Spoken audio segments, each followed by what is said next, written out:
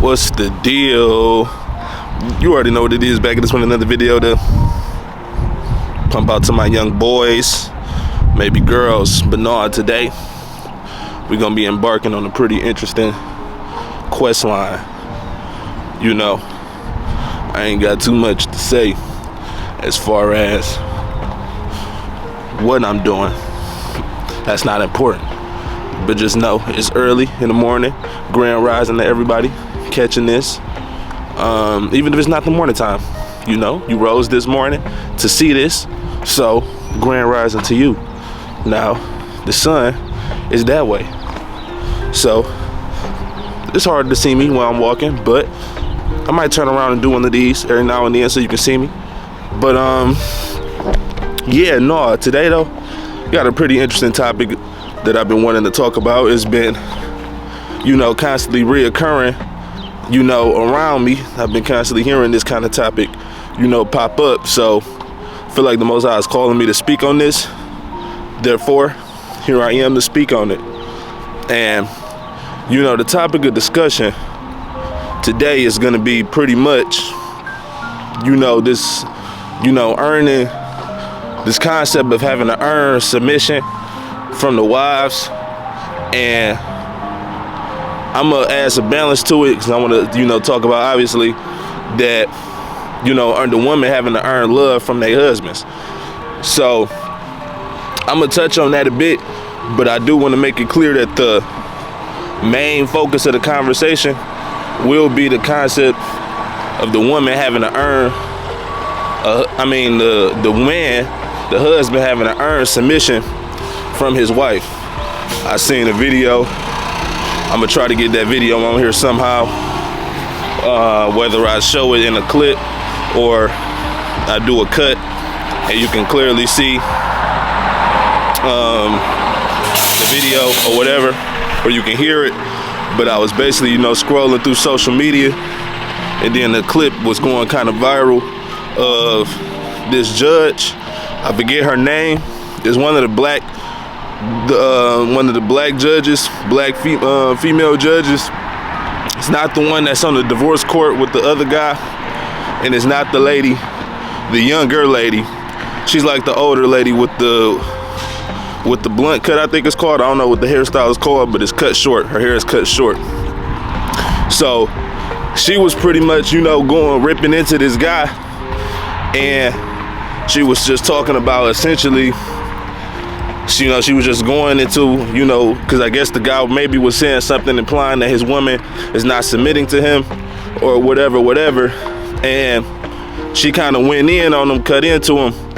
And, you know, she was basically saying but she was saying dropping Bible verses and everything. But by the end of what she was saying, she was kind of implying that the man needs to earn the woman's submission, or the man has to be a certain type of leader, essentially, in order to get the submission he want out of the woman. In the comment section, you know, there was a lot of people who were in agreement with it because, you know, on the surface it does sound good. You know, you even had men in there that was saying, yeah, like only a certain leader can bring the submissiveness out of a woman. Whoa. And, you know, that's not the way you wanna go about this. So, you know, the Bible does talk about loving your wife, and, you know, that's commanded. You know, that's God direct word that he wants the husbands to love their wives. And at the same time, again, it's also God's word that the wife is to be in submission or in subjection to her husband. You know, it doesn't say anything about, you know, oh, if the man is a certain type of leader, then you will submit. Or it doesn't tell the woman in any kind of way to test the fruit of the man or nothing like that to make sure you submit then. Because at the end of the day, when it comes to marriage, you've already made the covenant. You've already made the agreement that this is the person that you want to be with. And that's the main problem that I see. Well, a main problem that I see when it comes to these type of situations with these women. You know, a lot of women don't want to be accountable for the men that they chose, for the man that they chose to be a wife to. You know, a lot of the times these women in modern society, they sit up there, they get married just for the status. They get married just for the title, just to say they did it, or whatever, or just to feel like they've been chose or whatever.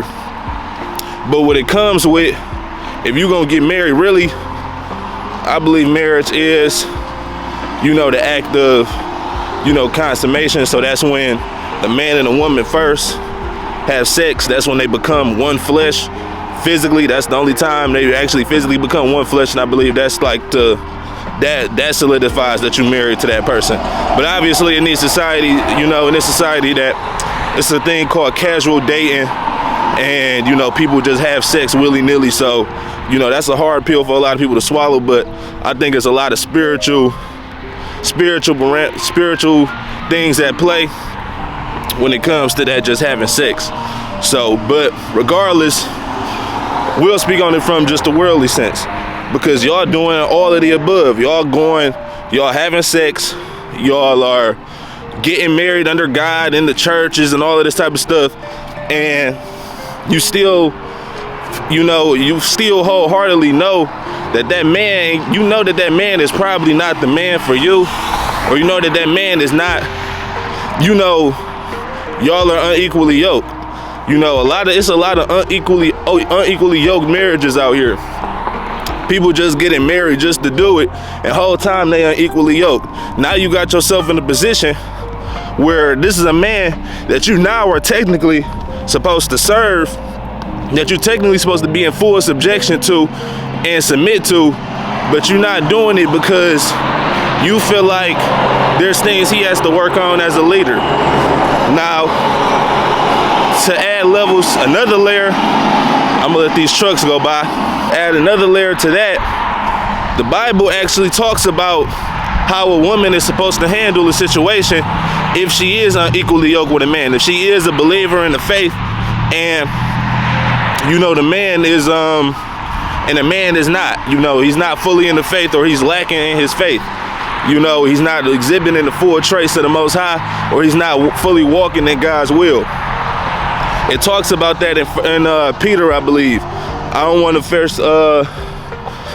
to, you know, mess it up, but I'm gonna end up putting it on the screen anyway. But it's in 1 Peter, where, you know, it tells the woman, you know, that the woman can win over a man that's not of the faith through her character, through her being, you know, a woman of the Most High. Essentially, that man can be won over. All you have to do is exhibit actual traits of the Most High and love that man the way that the woman will love that man the way that the man will have you love him. How you doing? If you are not exhibiting said traits, then it's going to be impossible to sit up there and win that man over. And that's going to be a hard pill for a lot of women to swallow, because, you know, women tend to not want to be accountable. You know, you already in a position where you don't want to be accountable for the man that you chose to marry. You want to be feeling like you're the victim, and you can't serve that man, or you can't fully love him because he's not who you want him to be. But in actuality, again, this is the man that you chose. It's not up to you to decide how to love that man. It's not up to that man to decide how he loves you. The Most High decides how y'all are to love each other, because it's written in the word. It's written in the word how y'all are supposed to love each other. The woman is, again, because I believe I said she's supposed to love that man how he wants to love her to love him. But I mean, when I say him, I mean the Most High for real. That woman is supposed to love that man the way the Most High will have her love him. And the word says, again, he will have her love him by, even though he's may not be fully in the faith, or y'all may be unequally yoked, but you are still to be under full subjection to him. Because if you exude that, if you exude those traits, you know, humbleness, you know, you chase, meet, you know, all of those good things, that man is gonna get inquisitive. He's gonna wanna know how he has a wife of this caliber, why he has a wife of this caliber. He's gonna know, why is she like this? And if he sees her in that word and doing everything right and serving him, even though he knows that he's, you know, not perfect and he's on some bull, and I ain't even gonna say he's not perfect, because, you know, none of us are, but he's just not living according to God and he knows it. He's gonna wonder. His mind is gonna get the wondering.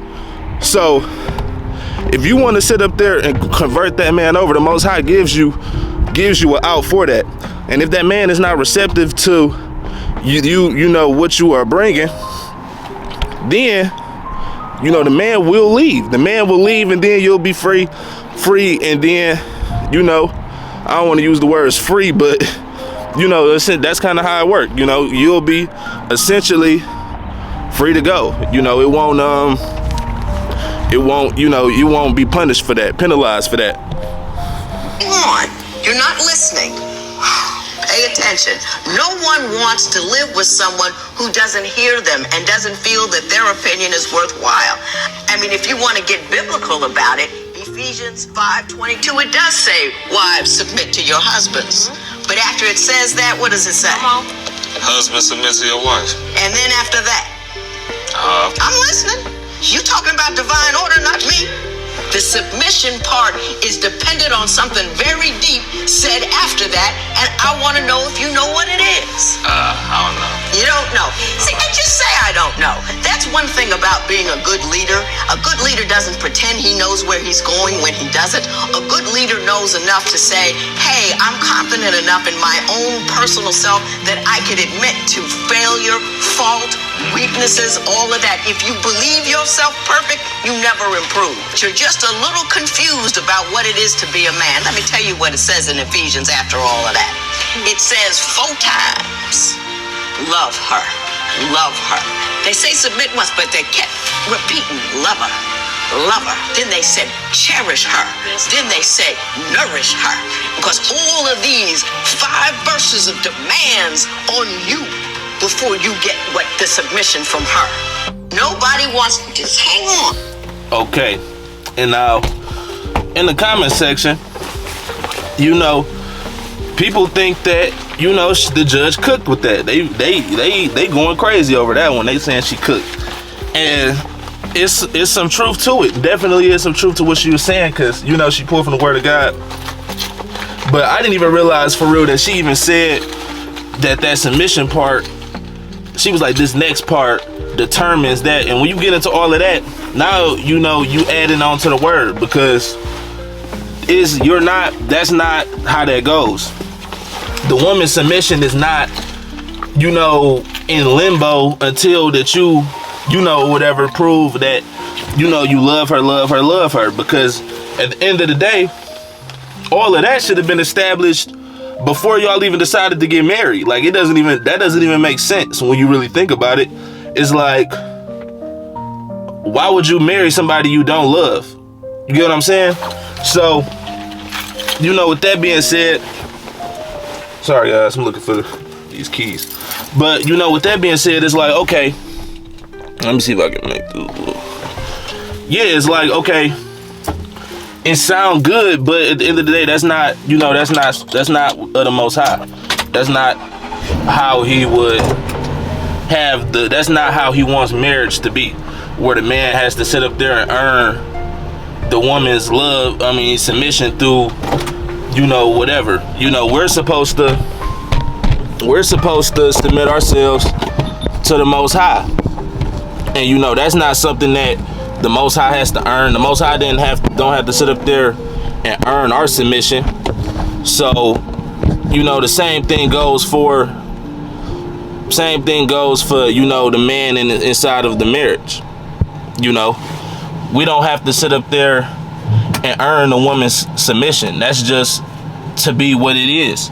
And the reason that is because, you know, like I said, actually I haven't said this yet, but at the end of the day, bringing glory to the kingdom is simply, I'm starting to understand that bringing glory to the kingdom is simply proving the Most High's existence, and that he exists, and that, you know, that Christ exists. And you do that by exhibiting Christ-like traits, and you exude Christ-like. And only way people can see Christ is through other people. The only way people can see Christ is through other people and their actions and what they do. The woman's version of bringing glory to the kingdom and proving the existence of Christ is being submissive to that husband and loving him the way the Most High loves us, loves all of us. And that's, again, not determined by the love that you give back. You know, it's not determined by, you know, the Most High loves all of us by, you know, default. So, you know, it's just like when you sit up there and try to make parameters and all of this type of stuff, that's not Christ-like, that's not of the word. The man does not have to earn the woman's submission the same way that the woman shouldn't have to earn the man's love or earn the man's, you know, protection and stuff like that. Like, imagine if the man sat up there and was like, okay, let's say his woman didn't make him eggs and bacon and waffles. She just only decided to make eggs, bacon, and toast. And, you know, the man made it clear that that's how he like his breakfast every morning, and she doesn't do that. She's not being in full subjection to whatever it is that he wants, whatever. Let's say that hypothetically.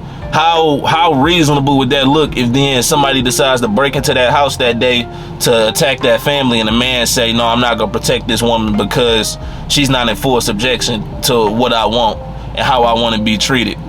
You get what I'm saying? Like, you don't just turn on and off submission. You don't turn on and off protection. You don't turn on and off leadership. Like, none of these things work, because you have to, when you decide to marry that person, you decided to take them on and love them despite all of their flaws and everything that comes with it.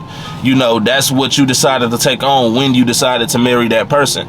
So any complaints that you might have as far as, oh, I can't do this because this person is like that, or I can't do that because this person is like this, that's not of the Most High. You decided to marry that person. You're supposed to love them through all of that. And that's what you chose, because that's who you decided to marry. So, you know, we just got to be more accountable with that decision that we make before we decide to lay down with somebody, before we decide to have children with people and all of this type of stuff, and you decide to be in a lifelong covenant with somebody. You might want to actually make sure that you are ready to love that person throughout, you know, all of the things that they come with. If not, you know, you're playing yourself, essentially. So yeah, and again, and as far as like bringing glory to the kingdom, again, the way that looks like for the woman is simply, you know, being in full subjection to that husband despite his flaws, despite, you know, the things that you may disagree with. If you're still in full subjection to that man and you still exuding the characteristics of a woman of the Most High, that's how you prove that God is real. By that action alone, you are proving the existence of the Most High God. You are proving the existence that Christ walked the earth and died for our sins. That's all it is to it. And then, you know, vice versa again. If that man decides to steal, when that man decides to still sit up there and protect his family, lead his family, go out and work and grind and all of that type of stuff, and then he come home and his family is, you know, tripping or whatever, the house ain't clean, however you want to go about it, and he still decides to sit up there and protect and serve that family and go out and work every day and provide for that family, that's how he proves the existence of the Most High. Because the same way the Most High doesn't turn, you know, he hasn't turned his back on us, you know, it's the same way that you are not supposed to turn your back on, you know, your significant other that you chose to marry, love, and serve in the long run. If you have a problem with that, you know, then let's just be better with who we end up choosing and who we decide to make these lifelong covenants with. And that includes, you know, sex and all of these other things that come with it. So sex, children, and again, even marriage, worldly marriage, where you sit up there and walk down the aisle, because I guess that has to be happening, and people are having these type of problems. That means we got an influx of people who's walking down the aisle with somebody they're not even equally yoked with. They don't believe they're equally yoked with. So you got to ask, okay, why are y'all getting married in the first place? It seems like it's, you know, it's BS, and y'all are just doing it just to do it, and for the status, for the name, whatever. And the whole time, you ain't even really rocking with that person like that, because you ain't even ready to love them the way that the Most High will have you love them. You want to be happy, essentially. You want to, you know, be in the moment happy, I should say. And that's problematic in itself, because I was watching this guy, I might drop his channel down if I can remember, but it's like a country guy. He's like a country guy, and you know, he's you know, he was cooking the other day. He was talking about, you know, basically, I caught one of his videos in my recommendeds, and he was basically talking about, you know, the Most High doesn't command us to be, you know, happy. You know, it's a time for everything. You're not always supposed to, you know, be happy. You have all these emotions for a reason. You have all these emotions to utilize them. And, you know, that's the problem with a lot of these couples and a lot of these marriages. A lot of these women out here believe that they're supposed to be happy all the time, and that everything is they're supposed to always feel good about everything. You know, serving the Most High does feel good, but it may not always feel good in the moment. It's not gonna always feel good in the moment when you gotta do what the Most High wants you to do. You know, it's the same. It's the equivalent of your parent telling you to go brush your teeth. You know you gotta brush your teeth, but when you a kid, you gotta brush your teeth, but you know you hate brushing your teeth. You're like, man, I don't want to brush my teeth. You know, like, go brush your teeth. You know, it's for your own good. So, you know, you sit up there. It's the same concept though with our Heavenly Father. You know, He tell us to brush our teeth a lot of the time, and you know, you may not want to brush your teeth, but you got to do it. You know, you got to do it. Otherwise, you know, that's how we all prove that He exists. You know, that's how we bring glory to the kingdom. So if you sitting up there, expecting to just be happy all the time inside of your relationship, and soon as something not going your way, you looking for an exit because you like, oh, I'm unhappy. You know, you're not ready to embody what it really means to be Christ-like, because Christ wasn't always happy with what He was doing, and He was the person that came here and did it all right. He did everything good. He's the ultimate good, and He was unhappy at times. He was actually felt some of the deepest sorrows. You know, he said he had to go pray because he felt sorrow. You know, he felt like his soul was dying. You know, he felt great sorrows, and again, He did this completely. He was the ultimate good, and He was unhappy at times. So if you really think that you about to just, oh, we're gonna just be happy, and as soon as you unhappy, you trying to pivot and do all of this other type of stuff, you are not embodying Christ, and you know that's not how the Most High will have you be. So, you know, in order to give glory to the kingdom and prove He's real, you know, you got to suck that up and do what you got to do what He tells you to do. And again, to say it one last time to the women, what that look like, being in full subjection to that man, even though he may not be where you want him to be. The only way you can get him where you want him to be is by proving the existence of Christ and bringing glory to the kingdom. And what that looks like is being humble, chaste, modest, and being patient with that man and still serving him regardless. And that may not make you happy, but that, I guarantee you that's making the Most High happy. And you should find some solace and peace in knowing that. So, you know, that's the video for today. You know, that was something that definitely was on me, and I'm glad I was able to get this out, because I feel like a lot of people can benefit from this conversation and from this talking point. But you know, road to 1,000, we almost there.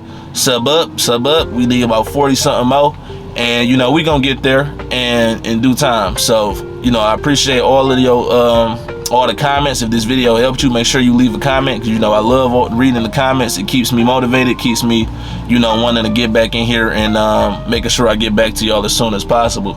So again, like the video, subscribe, all that good stuff. One last time, I love y'all. Take care, stay safe. I'm on y'all boys. This that reality shit. What's the deal?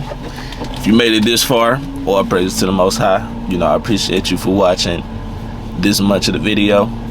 This part is gonna be a little bit, you know, different from the rest of the video, and you know, my usual content. I ain't gonna say that, or maybe it is. I don't know. Well, but I'm about to get into it. You know, I'm beating around the bush, but you know, I just want to say, You know, I'm asking for prayers. You know, I've been having this lifelong battle when it comes to lust. You know, I recently had a relapse when it came to like the pornography, watching it and all of that type of stuff.